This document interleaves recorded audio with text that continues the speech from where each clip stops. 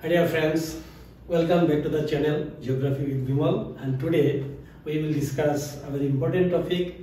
It is from class 9 Geography and it is Physiography of India. So let's start. In this video, before to go these details of this physiographic division, we know that this India, our India is very diversified from this physiographical point of view. Somewhere it is occupied by mountain system, somewhere it is plain, somewhere it is plateau area, somewhere it is coastal area. So, as there is so many diversified features, which is called physiography, we can divide for a micro level study the physiographic of this country into 5 divisions. But in your book, it is mentioned as 4. That island, if you consider islands, then it will become 5 physiographic divisions. So these 5 physiographic divisions are the northern Himalayas. This is called northern. You see, this is northern Himalayan mountain system. Okay.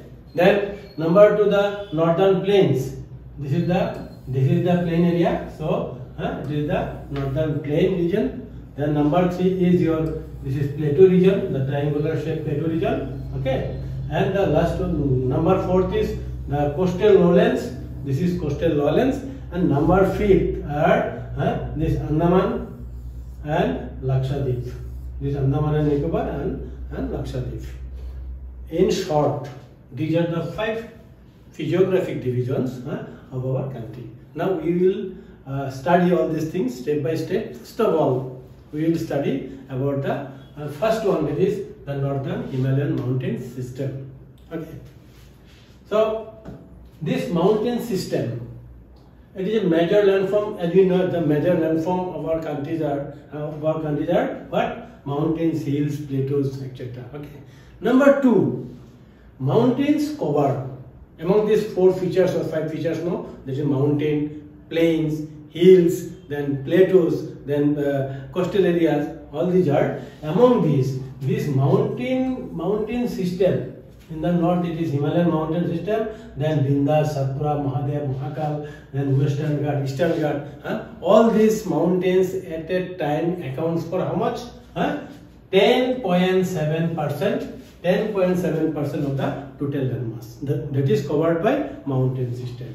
Then hills and hillocks. That is the height of these hills and hillocks are a bit lesser than the mountain system, so it is called hills and hillocks, and this covers a 18.6% of the total Indian landmass. Then it is followed by plateau, and plateau is for 27.7%, while plains covered a greater part, that is 43.3% of the total area. This is the overall picture that where it is and how it is distributed. Mountains, where it is, how it is distributed, then your plains, then hillocks, then what it is called plateau region. This is an overall scenario. Okay, these are called some of the basic facts and figures. Before we go for the details of Himalayan mountain system, we will see some basic facts and figures of our country. Now you see, as you know that this northern part is covered by mountain system, and as well as in the southern plateau region, there are some prominent mountain system, that is Aravallis, Satpura, Vindhya, Mahadev, Mahakal, then Western Ghat, then Eastern Ghat. These are the prominent mountain system of our country. Next, as this area is composed of 3 big rivers, 3 master rivers, that is Indus, then Ganga, and then Brahmaputra. Brahmaputra is basically in our northeast, okay, Assam. Okay, these 3 rivers forms this northern plain region, and as well as in the southern part of the country, that is called the Deccan Plateau. Another name of this Deccan Plateau is a peninsular plateau. Why it is called peninsular plateau? Because this 3 side is covered by water. When a landmass is covered by water from 3 sides, that is called a peninsular location. and so it is called peninsular plateau or the southern plateaus or the Deccan plateau. Whatever it is, everything is correct. Okay, now you see in the Deccan plateau or so called peninsular plateau, there are some prominent rivers, that is Mahanadi, Godavari, Krishna, Kaveri, Narmada and Tapti. Out of these three rivers, there are 6 prominent rivers in the Deccan plateau or the peninsular plateau region. Okay, next you see there are some prominent lakes in our country, and these lakes are Shambar in Rajputana, this is Pushkar and Shambar, then Ular in Kashmir, Chilka in Odisha, then Kolar and Polikot in Tamil Nadu, and Loktok in our Manipur state. These are some of the prominent lakes in our country.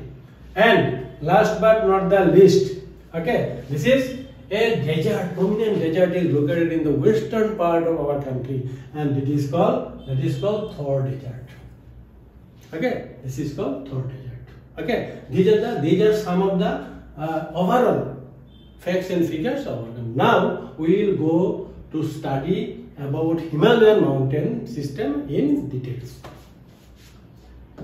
Now first of all, you see, as you know that the Himalayan mountain system, it originates during the geological period that is called Tertiary period. And this Himalayan mountain system was the one and only mountain system after which till today there is no any record of formation of mountain system. That is why this is from the age point of view, geological age point of view, this is the last one, and it is called youngest. Okay, and it is called highest mountain system because this is the Himalayan mountain system. No? This is called youngest. Why it is called youngest? After the formation of this mountain system, no other mountain system came into existence. That is why it is called the youngest mountain system. इसको क्या बोलता है? छोटा भाई, सबसे छोटा है, इसका पीछे, इसका बाद में और कोई माउंटेन पैदा नहीं हुआ है. Right? Now you see, and it is called highest. Why it is called highest? In Nepal, no, this is the Everest mountain system, is the highest mountain peak.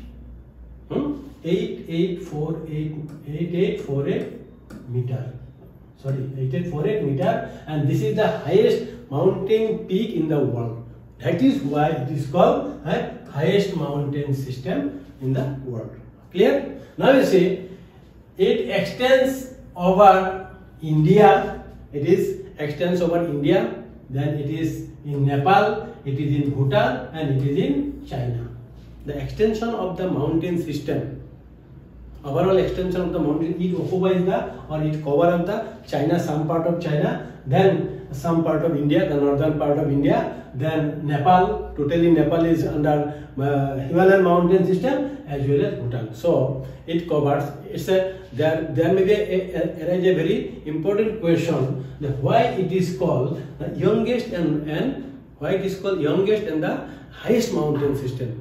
Okay, the answer is I have told you. Okay, then India, Nepal, Bhutan and China, and it is in the west side. No, it is west and it is called east. In the east-west direction,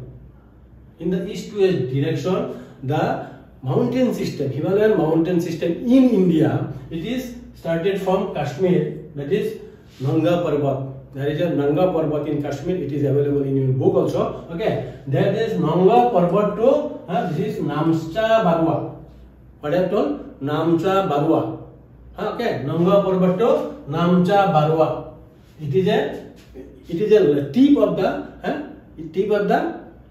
Arunachal Pradesh. Okay, so in the west-east direction or in the east-west extension, this mountain system in India extends for Nanga Parbat in Kashmir to Namcha Barwa in Arunachal Pradesh for a length of, that is here from here it is 2,500.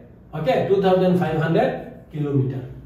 The length from this point, it is Kashmir, Nanga Parbat to Namcha Barwa, the length is how much? The length is 2500 kilometer. Here we arise one very important question on what is the east-west extension of the Himalaya. In your book, but say in your book now, it is written here like that. The extension of east-west extension of Himalaya is from Nanga Parbat to Arunachal Pradesh.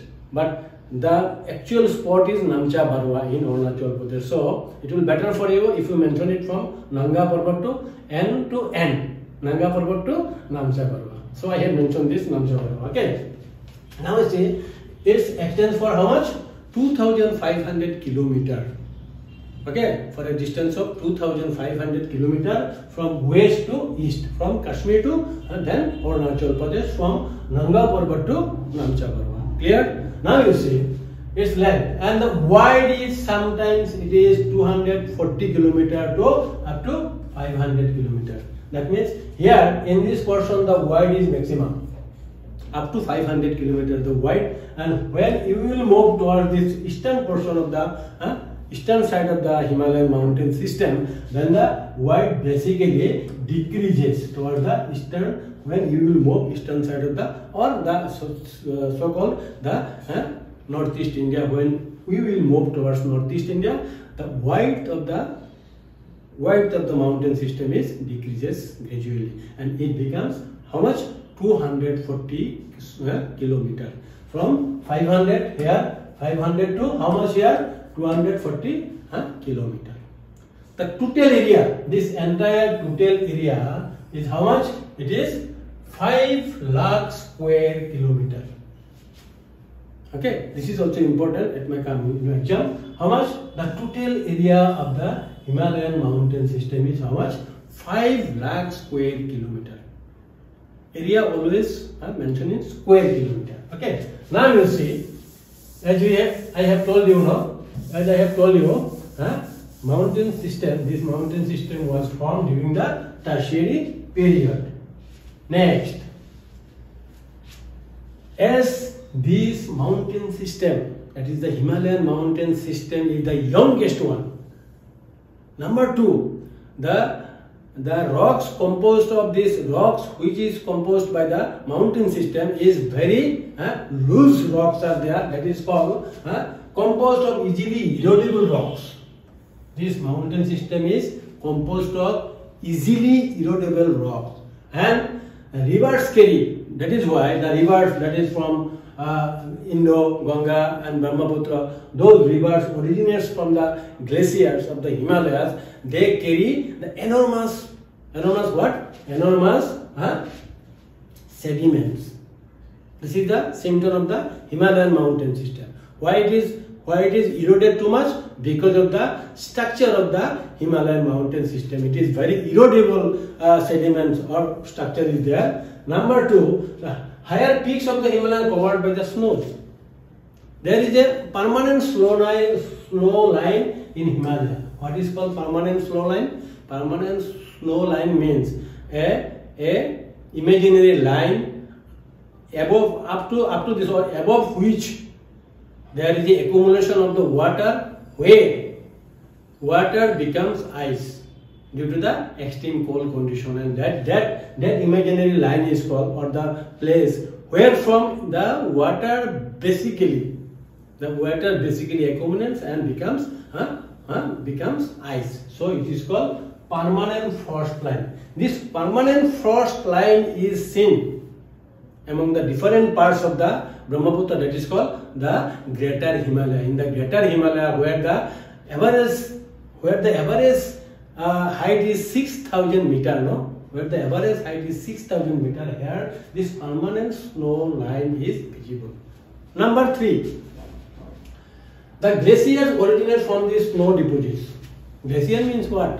Movement of ice is called glacier. When the ice moves towards below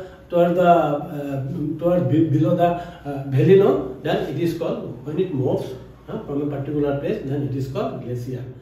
After melting of this glacier, these big rivers, no, like Brahmaputra, then like Ganga, then like Indus, these are all originates from the glacier, different glaciers, okay, which are available in the greater Himalayan mountain system. There are many such glaciers which is called 3 to 5 kilometers. The shape or size of a glacier is 3 to 5 kilometers. 3 to 5 square kilometers. Not a matter of joke. And these, after the melting of these glaciers, basically mighty rivers like Brahmaputra, mighty rivers like Ganga and Indus, all are originated from these glaciers. Okay. Next, the glaciers are the main sources of the enormous rivers coming out of the Himalayas. I have told you. Okay. Next, the east-west direction, the Himalayas can be, now we can, for further detailed study, we can divide this Himalayan mountain system into 3 different parts. Actually, in your book, no, it is divided into 3 parts. But if you go for higher study, no, then you will get it. There is a Trans Himalaya which is in the China part. Okay, but in your book it is the 3. Basically, it is divided the Himalayan mountain into 3 divisions. And these 3 divisions are: number 1 is the higher Himalayas. Okay, as the name suggests, higher Himalaya, that means the height of this part is maximum in comparison to the other 2 parts. Then the lesser Himalayas and the outer Himalayas. Right? This snow-covered average, that means the average height of this outer Himalaya, higher Himalaya is how much? 6,000 meter.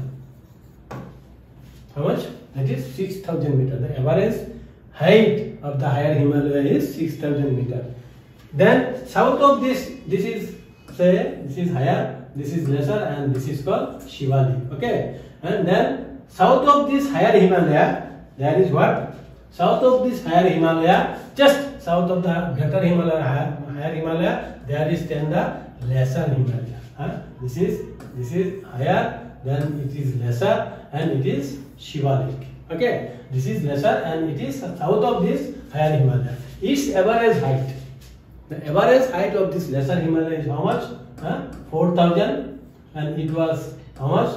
6,000 meter. Okay, this is 6,000 meter, and this is 4,000. It is 6,000, it is 4,000, and this is 1,000. The average height of Shivalik, it is called 1,000. Now see, the width of this lesser Himalaya, no, from 60 to how much? 80. And what was about the entire Himalayan mountain system? 240 to 500 kilometer. Now in case of this lesser Himalaya, it is 60 to 80 kilometer. Okay. Now you see the average height of this lesser Himalaya, Shivalik Himalaya, this is called the outer Himalaya, or called Shivalik Himalaya. So the average height of this Shivalik, how much? 1,000. And with the width of 15 to 50, the width of this Shivalik is how much? 15 to 50 kilometer. Somewhere it is 50. This part is maximum 50, and when you will move towards this eastern side of this mountain system, that is Shivalik, the width basically decreases with the movement of the mountain system towards the eastern part of the country, that is towards the northeast India. Right? Then the northeastern hills and mountain ranges are parts. This is Patkai mountain. Okay, Patkai, or what it is called, the mountains available in the northeastern region. These are nothing but a remnants or the part of our main mountain system. Okay, and this is the end of the physiographic division, and especially the northern Himalayan mountain system. Thank you very much.